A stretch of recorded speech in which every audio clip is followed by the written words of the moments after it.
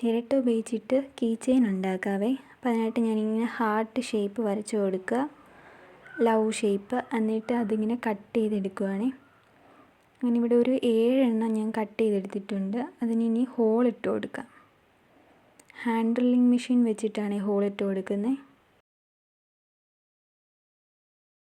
ഇത് ഹോളിടാൻ നേരം ഇങ്ങനെ നിരങ്ങി പോകുന്നുണ്ടായിരുന്നു. ഞാൻ പിന്നെ അതിങ്ങനെ ഒന്ന് ചവിട്ടി പിടിച്ചിട്ട് ഹോളിട്ട് കൊടുത്ത്.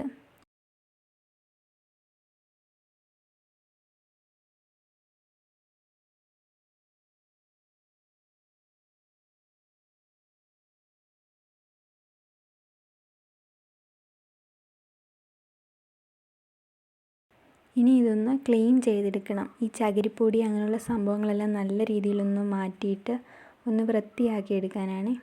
എന്നിട്ടൊരു പ്ലാസ്റ്റിക് ഷീറ്റ് എടുത്തിട്ടുണ്ട്. എന്നിട്ട് അതിന് മുകളിലോട്ട് വെച്ചിട്ട് ഇനി നമുക്ക് അക്രിലിക് പെയിൻറ്റ് കൊടുക്കാം. യെല്ലോ കളറാണ് കൊടുക്കുന്നത്.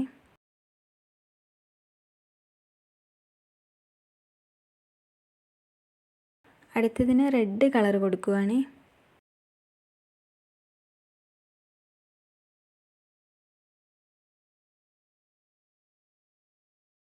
ഇനി യെല്ലോ കളറിൽ റെഡ് കളർ വെച്ചിട്ട് വെറുതെ എന്തെങ്കിലുമൊക്കെ ഒരു ഡിസൈൻ വരച്ച് കൊടുക്കാമെന്ന് വിചാരിച്ചു.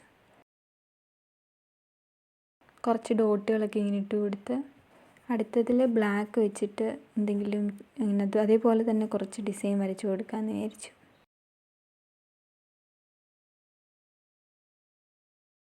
റെഡിൽ ഞാൻ യെല്ലോ കളർ മാത്രം വെച്ചിട്ട് കുറേ കുത്തുകൾ ഇട്ട് കൊടുക്കുകയാണ്.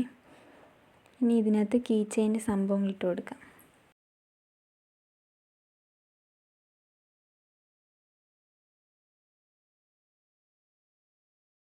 ഇത് ഹോളിട്ടത് ഇച്ചിരി ഉള്ളിലേക്ക് കയറിപ്പോയതുകൊണ്ട് കീ ചെയിൻ്റെ ആ ഒരു സംഭവങ്ങളൊന്നും ഇടാൻ അങ്ങനെ പെട്ടെന്ന് പറ്റുന്നുണ്ടായിരുന്നില്ല.